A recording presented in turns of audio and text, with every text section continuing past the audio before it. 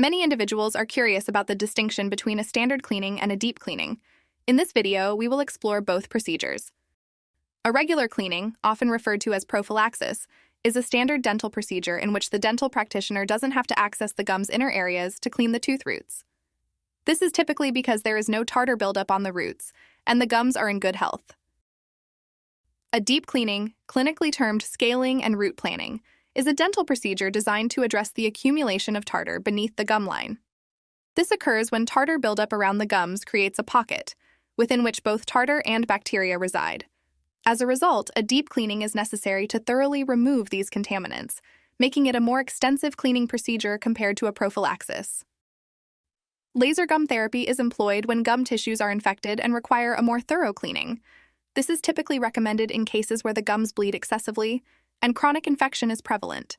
This approach not only ensures the cleansing of the tooth, but also targets the gum tissue itself, facilitating improved healing and overall oral health.